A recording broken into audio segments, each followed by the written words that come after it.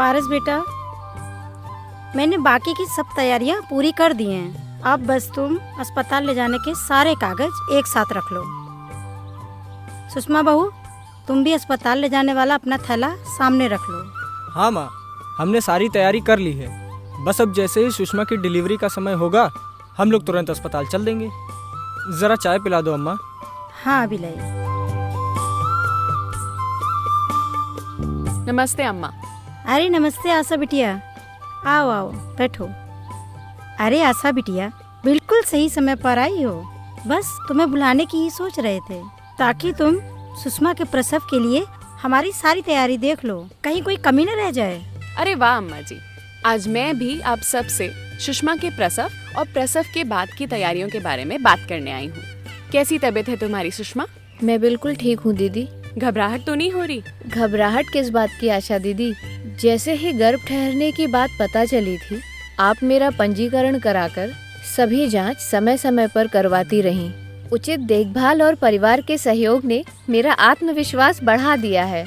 हाँ, बस यही लगता है कि मेरा होने वाला बच्चा बिल्कुल स्वस्थ हो। हाँ दीदी, बस हमारा बच्चा स्वस्थ हो।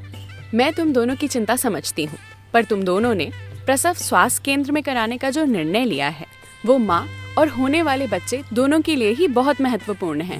प्रसव के दौरान या बाद में यदि माँ या नवजात शिशु को कोई दिक्कत आ जाए तो तुरंत देखभाल की सुविधा मिल जाती है, जिससे माँ और बच्चा दोनों सुरक्षित रहते हैं। हाँ दीदी, जब आपने सुषमा को अस्पताल में प्रसव कराने के फायदे बताए थे, तभी सुषमा ने निर्णय ले लिया था कि वो अपना प्रसव सरकारी स्वास्थ्य केंद्र में ही कराएगी। और सुषमा का निर्णय हमारा निर्णय। ये है एक समझदार परिवार की निशानी। बिल्कुल सही निर्णय लिया है आप सबने। बस अब ये भी ध्यान रखना कि प्रसव के बाद कम से कम 48 घंटे यानी 2 से 3 रात अस्पताल में जरूर रुकना और डॉक्टर की सलाह लेकर ही स्वास्थ्य केंद्र से डिस्चार्ज होना। 2 से 3 रात क्यों आशा बिटिया? अरे जब सब कुछ ठीक हो जाएगा तो वहाँ रुकने की क्या जरूरत है?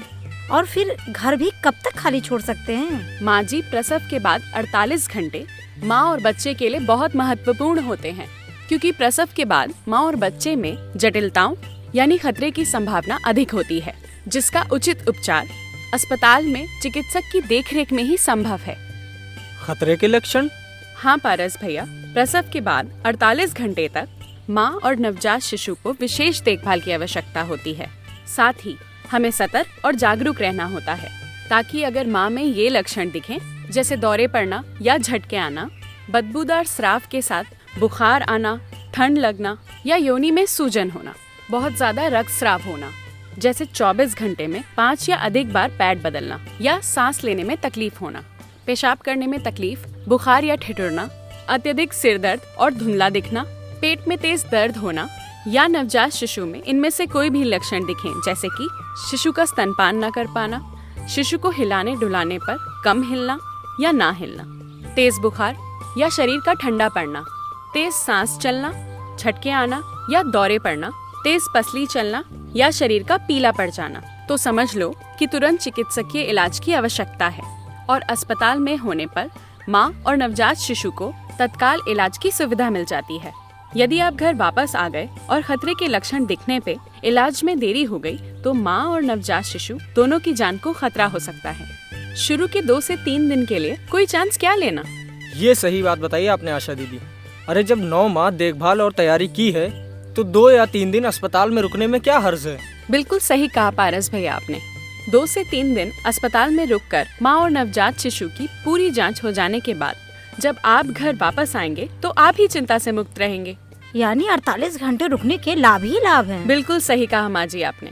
जैसे कि प्रसव के दौरान यदि सिजेरियन सेक्शन या ऑपरेशन की जरूरत पड़ती है तो वो अस्पताल में तत्काल प्रशिक्षित चिकित्सक द्वारा हो जाता है। बच्चा यदि कम वजन का है या प्रीमेच्योर है तो उसका सही प्रबंधन अस्पताल में हो सकता है।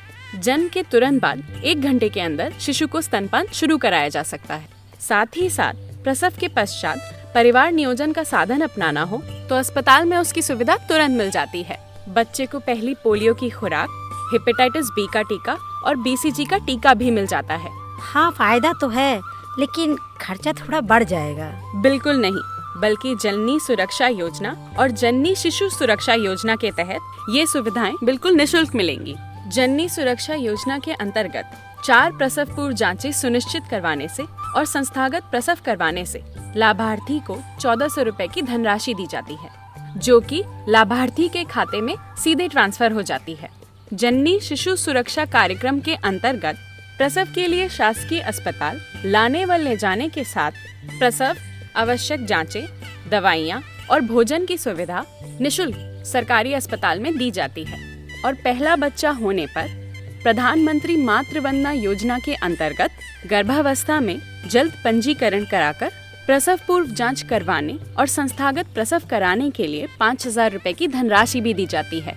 दीदी, जब माँ और नवजात शिशु के लिए सरकार अच्छी से अच्छी सुविधा निःशुल्क दे रही है, तो क्यों ना हम लोग अस्पताल में 48 घंटे रुककर पूरी तरह अस्वस्थ होकर ही घर आएं। ये तो सिर्फ हमारे ही फायदे की बात है। अम्मा, बड़ी दीदी को बुला लेंगे, वो कुछ दिन घर पर रह जाएंगी।